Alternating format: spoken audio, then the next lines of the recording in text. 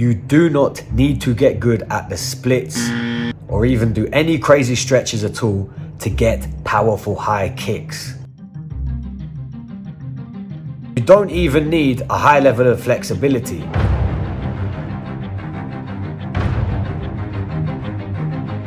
Because with basic flexibility and good technical coaching of how to do the biomechanics of kicks, you will be able to achieve this. As long as you know the following secret. It's one I learned while working Black Ops for the CIA in 1947 as part of the Roswell alien crash recovery team. The alien craft contained the following Martian head kick secret, but I was told by the men in black never to show anyone. But I've since realized it is too important not to share because it will change the lives of millions of fighters and kickboxers. So here it is, at great risk to my family and myself. I give you the long-awaited secret of how to throw powerful high kicks.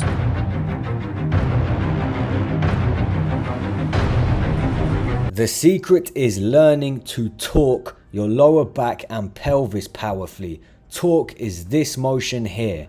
Torque means a twisting force that creates rotation. So if you look at Borkow, and in a minute you'll see Sanchai and Ramon Dekkers, their lower back and their pelvis powerfully twists around their standing leg.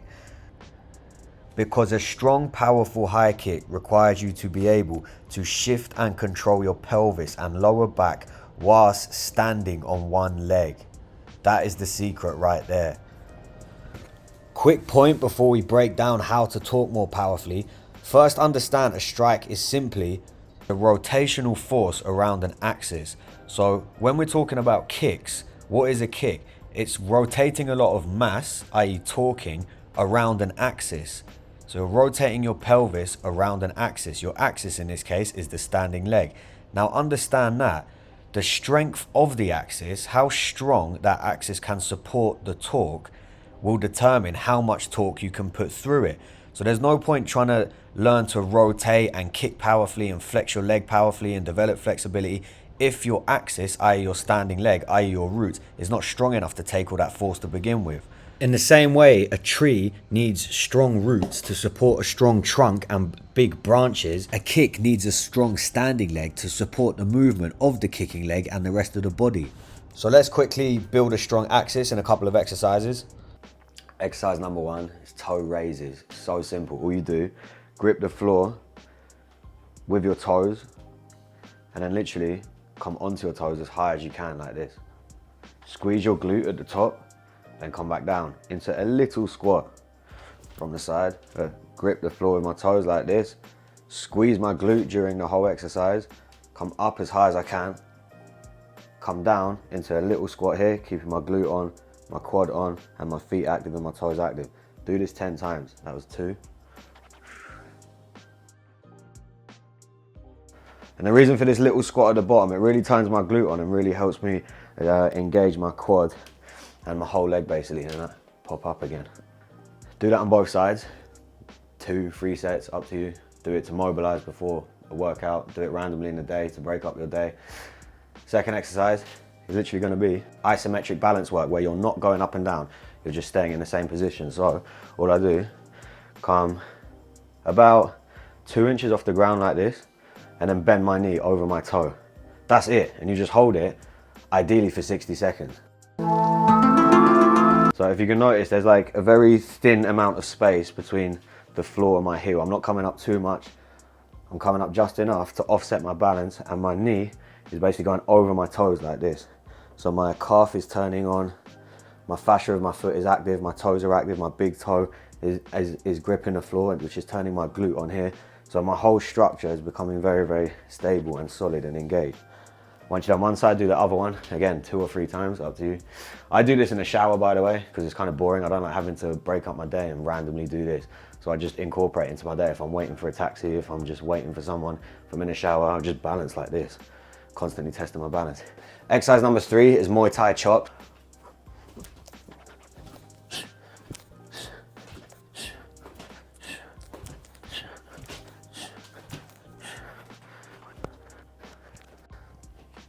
So all I'm doing is the first part of the kick. That's it. I'm setting up my kick, simulating as if I'm gonna throw a kick. I come onto my toes, create that strong axis through the standing leg, and then twist my body as if I'm gonna throw the kick. But I don't throw the kick, I just reset. Down, up, down, up, down, up. The emphasis here is on being strong and balanced through my standing leg to create the strong axis. So this is a more practical version of that stuff we were doing before. So you can see how I've progressed this through the exercises. And eventually, after these 3 exercises, you throw the whole kick, and look, you're gonna have good balance. You're gonna be able to just support your weight on that leg so that you can throw all of your weight and torque and rotate your pelvis and your back around the strong axis, which you've now got.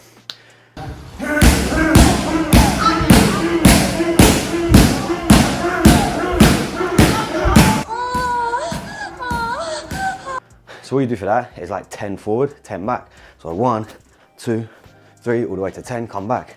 1, 2, 3, all the way to 10. And if you notice, I'm always coming on my toes. One side, then go on to the other. 10 forward, 10 back, like this. Again, 2 or 3 sets. Just randomly do these in the day or to warm up before your workout. Right, you've got a strong axis now, so what is next is to develop some monster torque. Imagine your shin or foot is a parcel and your pelvis and lower back is the postman delivering that parcel into your opponent's face or ribs. You've probably heard people describe Muay Thai kicks like a whip or a baseball bat. Well, this is why. The shin and the foot is whipped like a bat by the hips and the lower back. And if you're clever, you would have noticed the flexion of the kicking leg is actually a secondary movement, i.e.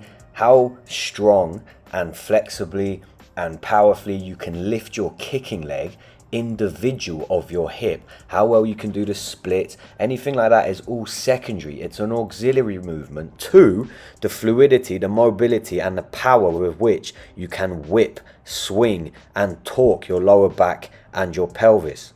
And what you'll find, and it took me 28 years to discover this, and I'm telling you all of this right in this video here for free, the more fluid and mobile your lower back becomes, and I'm about to explain the intricacies of the anatomy of this in a lot of detail, so get ready for some real high-level science.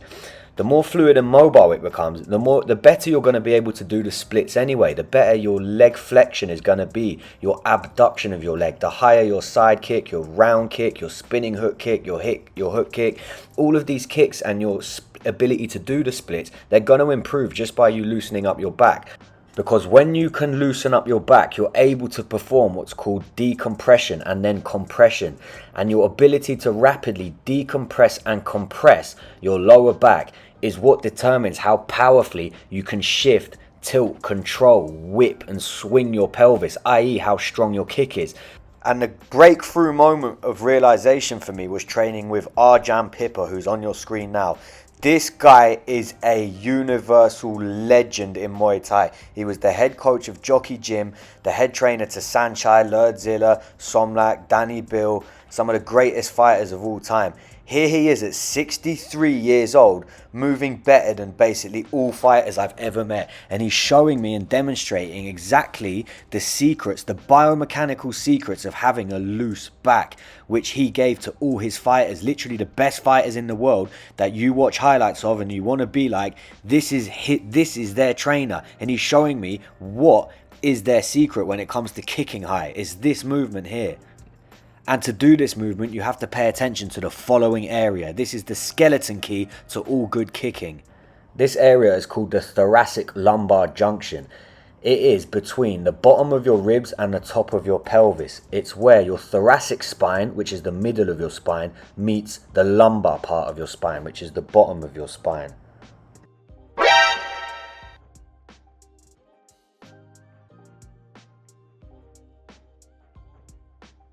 There are many factors which determine how well you can compress and decompress this area. The main ones we're going to look at now is how closely your vertebrae are stuck together based on your muscular control and strength of the muscles in this area, which are your quadratus lumborum, your erector spinae, your transverse abdominis, your obliques, your hip flexors, and also the hydration and the fluidity of the fascia in this area, which is a big sheath of connective tissue, kind of like the skin of a sausage, which actually covers your entire body. If that fascia is tight, it's going to restrict your movement. There's other more esoteric factors, like your lower back stores a lot of emotion. There's the fact that most people in modern living have terrible posture where their hip flexors are too tight, their lower back is weak, so they have big tilt in their pelvis. So the more balanced you can become emotionally and just through your posture in daily living, the more decompressed this area is going to become. Hypercompression is where the vertebrae and these muscles in this fascia is stuck together, and therefore there's not much room for this area to be able to move, to be able to flex, extend, tilt. And when it's so compressed, it becomes hard to decompress and then compress again rapidly. What we're aiming for here is a state of decompression so that it can compress, so that it can decompress in these cycles, which is what we want during a powerful kick. We want to go from this state of decompression to rapid compression over and over again. This is what you're seeing when you're seeing the Thais on the pads, kicking the pads like 20 times in 10 seconds. And this is what I personally call thoracic lumbar fluidity. And this thoracic lumbar fluidity is how you get your torque and the height on your kicks, because when your thoracic lumbar junction is blocked, everything below it is blocked, i.e. your ability to move your pelvis and your legs high. When it's fluid, guess what? Your hips and therefore your legs can move fluidly and get the height on those kicks that you've been training for. And I'm about to show you how you obtain incredible thoracic lumbar fluidity. Before I do, one thing to bear in mind is you also need to be able to internally rotate your femoroacetabular joint, which means basically internally rotate your thigh inside your hip joint, which requires long, strong hip flexors, your quad muscles, your iliopsoas muscles, and also relaxed but powerful TFL, your tensor fasciae latae, and gluteus medius, which are the external rotators of the thigh. These two muscles need to be well balanced. Though not necessary, it also helps having long, strong adductor muscles which attach from the pelvis to the bottom of the thigh as well. Well done for making it this far. Without further ado, here are the 6 exercises that are going to give you incredible thoracic lumbar fluidity to turn your leg into a baseball bat so you can take motherfuckers' heads off of their shoulders with high kicks. So the first exercise is called spinal waves. What we're going to do is wave through our spine like this. Looks like this.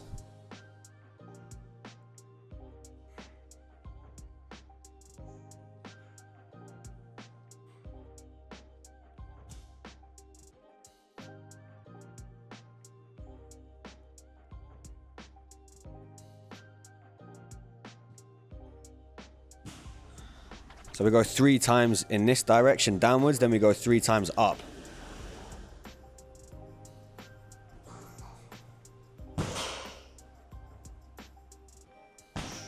So the aim for this is we're trying to flex each of the gaps between our 33 vertebrae of the spine one by one. So I'm going 1, 2, 3, 4, 5. You see, I'm taking my time to feel the flexion between each one.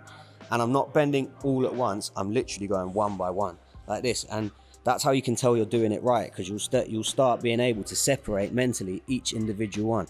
Once we've done 3 down and 3 up, we're going to focus on that thoracic lumbar junction I spoke about earlier, where the thoracic middle part of the spine becomes the lumbar, the lower part of the spine. This is where most people get stiff, and this hypercompression that I spoke about in the video, earlier on in the video, is what stops people being able to rotate their pelvis into the kicks. So we're going to go into one downward spinal wave here and take our time just flexing and extending and shaking out this junction here, where that lumbar meets that thoracic here. So I'm flexing and extending through that. It's like a specific part of the wave.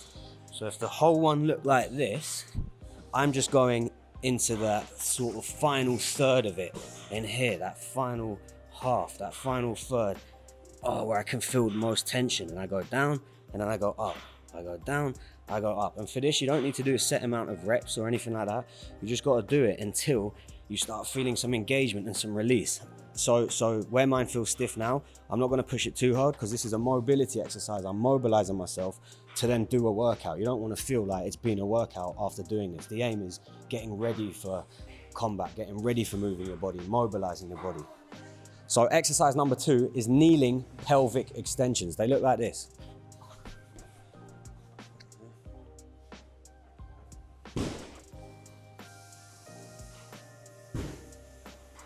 I'm just moving my hand so you can see my hip.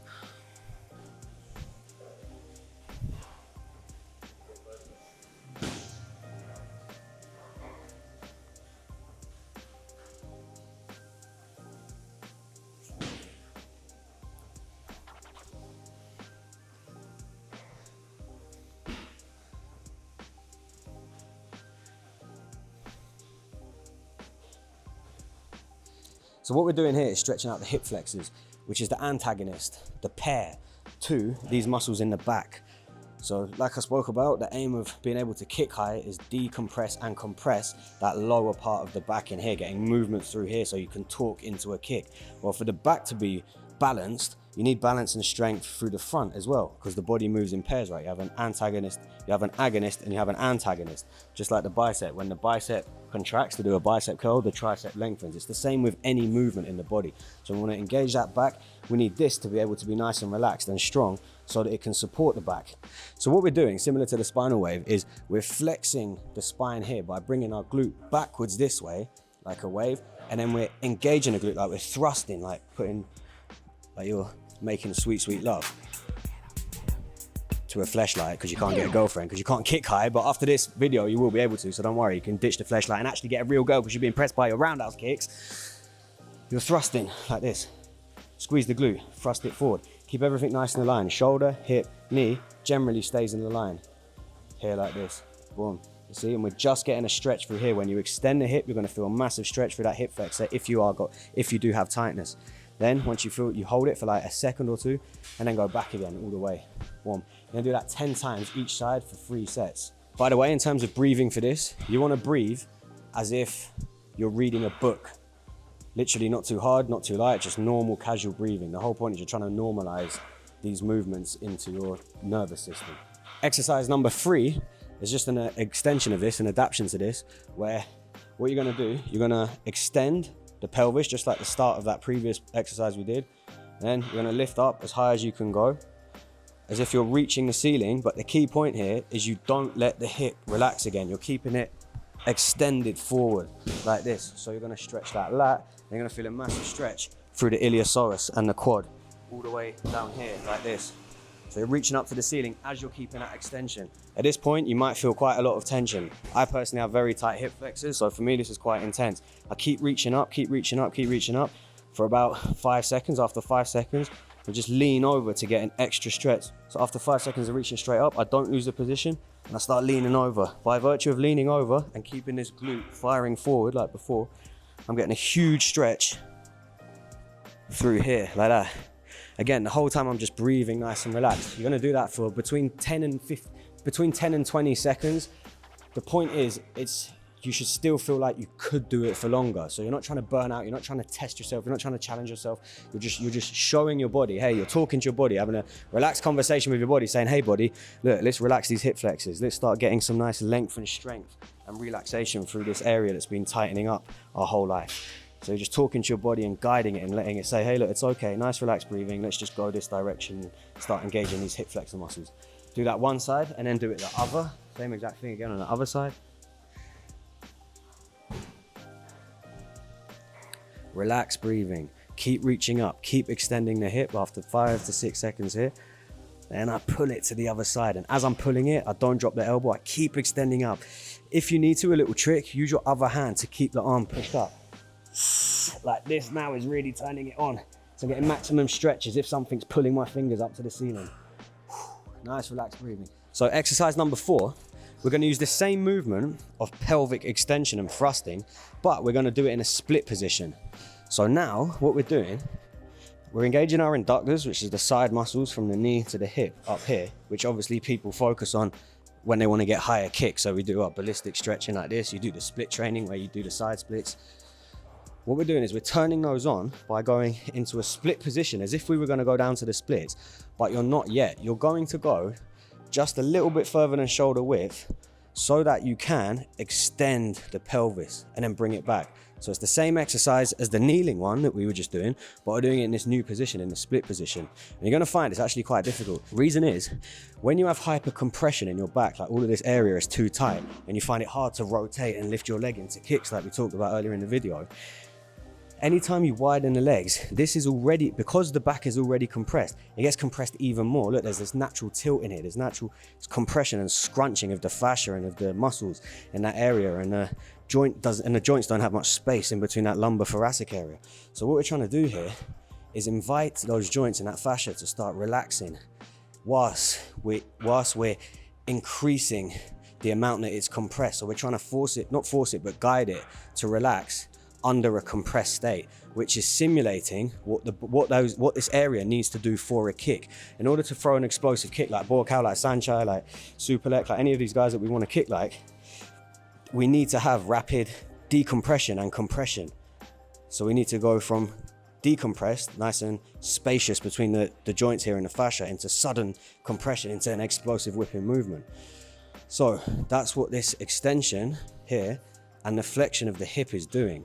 When we're doing this movement, we're inviting that area to just relax and decompress. And then once we do, say, like 5 of them, like 1, 2, 3, 4, 5, I then widen my legs a little bit.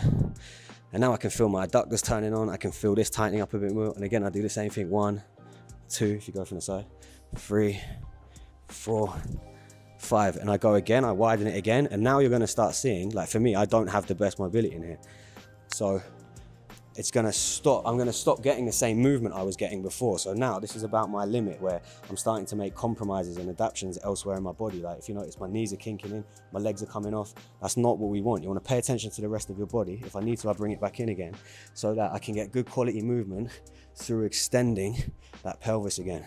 So I'm looking in the mirror and I'm looking at my waistline. My shorts are going down where I'm extending my hip back. I'm going down where I'm flexing my spine this way, and then I extend it this way. Flex it here, extend it here. And my waistline changes in the mirror. You see, that's how I know I'm doing this movement properly.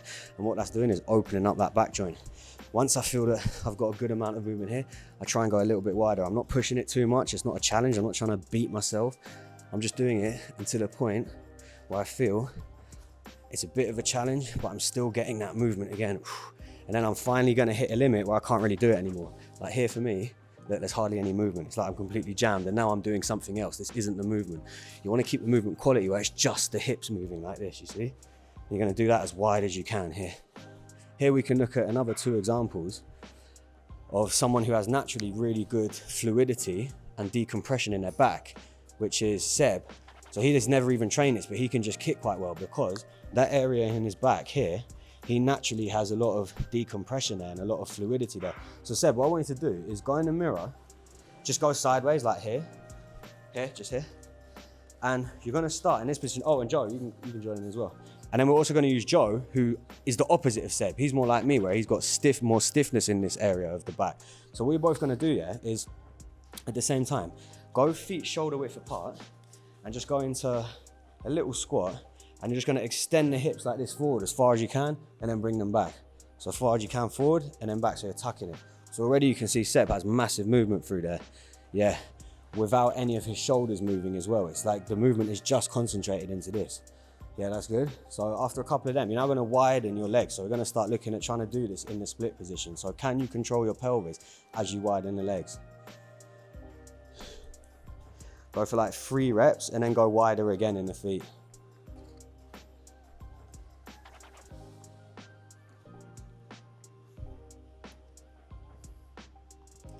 And then keep going, just keep widening it as wide as you can. And it's just that same movement where you're not trying to move anything else in your body, it's only the pelvis going forward and back. Nice, how much lower can you go, Joe? Yeah, like in the split though, like with a straight legs like Seb. If you look at Seb, he's going like straight, yeah. Can you still control the pelvis in that? Can you tuck it all the way back? Yeah, that's pretty good. Who can go the lowest while still doing this movement?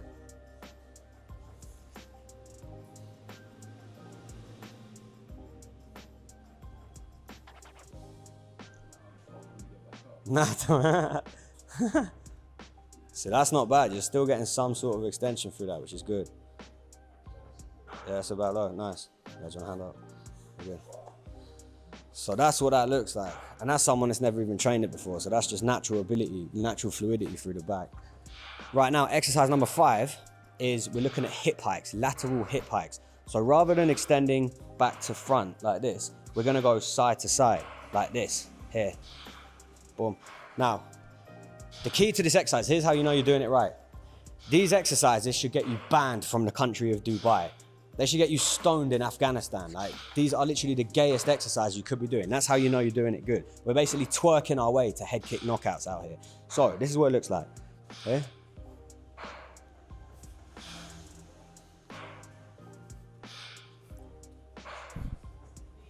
All I'm doing is I'm shifting my hip up, and then to the side, and then up and down, up and down. I'm not going back to front. I'm not violating the sagittal plane of back. I'm not twisting it transverse like this. It's all frontal, where I'm just going through this plane here like that. One, you see? I'm not touching my hand with that hip. Same on the front. It's all in this channel here. Can you both come try this? Just as if you wanted to do that. So go. I'm just following instructions. So what we're gonna do is these. Come back to my hotel. This imaginary thing. Damn it. Does anyone else just hate the sagittal plane? Hey, look. Right, social distancing. Hold on. Right. So what we're gonna do here is the hip hikes, where you're gonna go laterally, side to side, and you're both gonna try and keep in line. You're both gonna try and keep in that channel where imaginary hands are gonna be here and you can't touch those hands. So we're just going side to side. Otherwise you lose. Like when you're a kid and it's like, oh, don't touch the floor, it's lava. It's like the same thing here. So side to side. Both feet on the floor facing forward, yeah. Keep going, you two. And what I want you to notice for everyone watching is that if you see the fluidity of Seb, how his hips just go side to side without any of the rest of his body movement, it's all in that area here. Whereas when you look at Joe, you can see that all of this is a lot more stiff. And if you come behind as well, come here.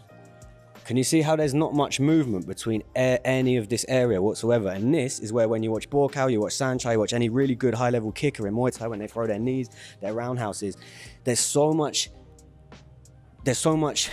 decompression into compression. Like you'll see this moving and twisting into the strike. Rhodesian genetics. So this is what happens when you're born in Zimbabwe, when you've literally been running away from like lynch mobs your whole life. Like you develop really good athleticism. Keep going, both of you two. Keep going. Yeah. So we've looked at Joe, how his here, like he's trying to do the movement by compensating by going side to side from one foot to the other. That's not what we're actually trying to do. We're trying to move this hip independently of the rib cage. You want the pelvis here moving whilst the rib cage is generally staying still. So keep this still. That's better there. You see that? Now we're starting to get it. That's it, Honky. That's it, Honky. Come on, bro. Put your hand up. Put your hand up. There. Keep the ribs still, and you're gonna move the pelvis there. Yeah. Like that. See, so he's struggling there, but now you're starting to get it right. And by the way, this is an example of, so Joe asked me yesterday, what strength exercises can I do to get a stronger back? I said, you don't need a stronger back. You need mobility and neurological recruitment into the areas of the back. You want to be able to control the muscles that you need for the performance of the skill, not to necessarily make it stronger. If Joe was just to start working out and get stronger now, like with weights, he would just get really strong at doing it stiffly and doing it wrong. He wants to start loosening this up. Yeah, exactly. Engage this though, here. Keep this still and just move the hip. That's it there. If that's your max movement, that's fine. Don't come back either. Keep it side to side. So now, look, you're still twisting. Up here, raise this up, keep this still. That's it, that's fine, then come down. Nice and slow, quality control. Give me 3 really good reps. 1, that's it. 2, that's it, don't twist. Again, last one. That will do, so that's just 2 reps there. That, you're better off doing it like that, 2 times really controlled and doing it right versus doing 10 wrong. That's what you need to do. Versus if you come and look at Seb, go again. If you look at Seb, look, his rib just stays still. All of this is staying still, but this is all moving nice and fluidly. You see there, look, you can see it in the muscles of the back, like that's going from decompressed into compressed. Decompressed, stretched, compressed here. So think about that for a kick. If you look at me here, like I want to go from nice and, if I'm going to throw a kick with my left side, look, I go decompress where it's all stretched out like that movement, suddenly into compress, like this is the motion here. As I go up onto my toe and swing my pelvis into the target as I pull my hand back. That compression through here is what enables me to get that snap and that whip through the kick, which is what we're all aiming for in Muay Thai. And so when you're loading up, look, decompress, go nice and long, compressed here, which gives you that kick. So when you watch like Superlek doing 10 kicks in a row, and he's just smashing it like this over and over, it's rapid decompression into compression through that lower back. It's got nothing to do with doing the frog stretch for 10, like doing this. You get what I mean? It's got nothing to do with that. It's got nothing to do with, oh, let me do a pigeon stretch to get higher kicks. All that TikTok is bullshit. This is like high level, actual functional pattern movement that we're doing here. In terms of reps and sets for that, I personally do like 20. So I go like 1, 2, 3, 4, 5, all the way to 20. So 10 each side, which leads us into the final exercise number 6. It's the same movement, but in a split squat now. So all you're gonna do is go into a split squat where at the start, we're gonna go a little bit higher than 90 degrees. So not quite 90 like this, maybe in the middle, somewhere like here. And you're gonna do the same exact thing. So I'm going side to side like that.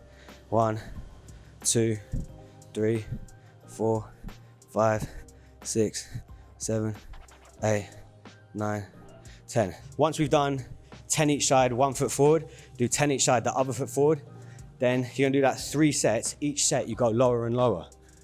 You go lower. So if I started off here for set number 2, I'm gonna try and go lower with it, like that, right?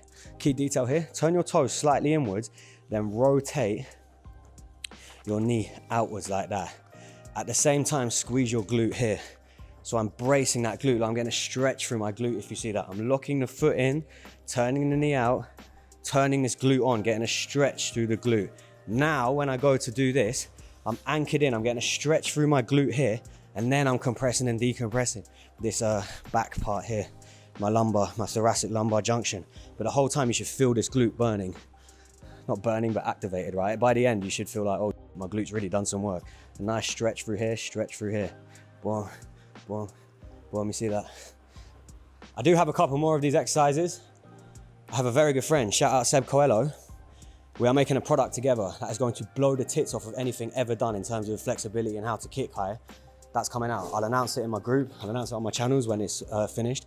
We've got a whole library of these exercises. These 5, to begin with, are absolutely amazing starters. I promise you, if you do these literally once a day and you stick to it every day for like a month, right, you're gonna change your life, like I swear to God.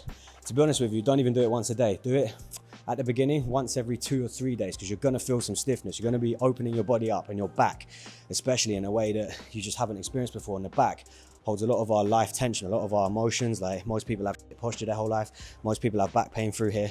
So when you start opening this up, it's gonna feel a bit sore, and I don't want you to push it. I don't want you to get injured. So maybe not once a day for the start. Go once every 2 days, once every 3 days, until you're at a point where you can start feeling stuff more fluidly engaging. You get what I'm saying? And then I do it every day now, but at the beginning it took me probably a couple of days to recover from each one. Even now today, I'll do it like 5 days in a row and give myself a day or 2 off and then come back to it the next week. So I kind of play with it, gauge it, but err on the side of caution, do it once every 2 days. So forget I said every day. For the next 30 days, do it at least 15 times. You get what I'm saying? Do this whole routine, all these 5 exercises at least between 12 and 15 times over the next month. I promise you, you're gonna see a massive difference. Just start kicking off people in the head. By the way, if this video helped you, which it will, I've got hundreds of these exercises in my private group. You definitely need to join it. It's gonna unlock your body, unlock your mind. It's gonna turn you into a bipedal machine gun. You get me? Join it, Don Dojo.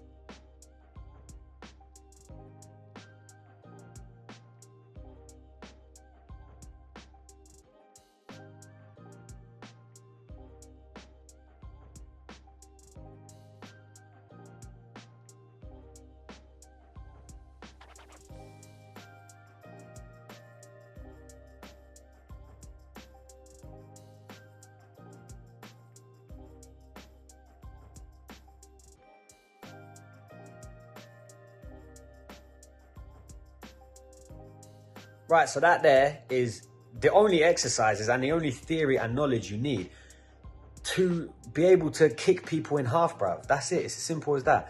There's a thing I want to say quickly, which is obviously join Don Dojo if you haven't, my private coaching group, because there's like this level of information times a million, and you get direct access to me, and I'll change your whole life through fighting. Win your first fight, win your first title fight, whatever. I'll get it done with you because your fighting journey matters to me. And secondly, you need to have, I started this video off by saying you don't need to be able to do the splits to be able to powerfully kick people in the head. That's completely true. But it helps, obviously. Having good flexibility helps. It's not necessary, but here's a link to a basic flexibility routine you can do. And also, I'm going to make a video explaining the theory and the science behind flexibility, because it's not what you think. There's a very specific way that you stretch to be able to do the splits and get good flexibility in your legs. So there's a link to that as well once I made the video. What the f else? Oh yeah, also, this is really important, really important. It took me a long time to really understand this, and that is people's bones are shaped differently. People's skeletons and genetics are different. You're not going to be able to kick a knee like a high-level Thai who's conditioned their body for it since birth, and their dad was a Muay Thai fighter and their granddad was a Muay Thai fighter, because they might have a completely different femoroacetabular joint to you. Like their pelvis might literally be shaped differently. If you've got a bone restriction that they don't, you are not going to be able to move your legs in the same way. It's the same with like ballet dancing.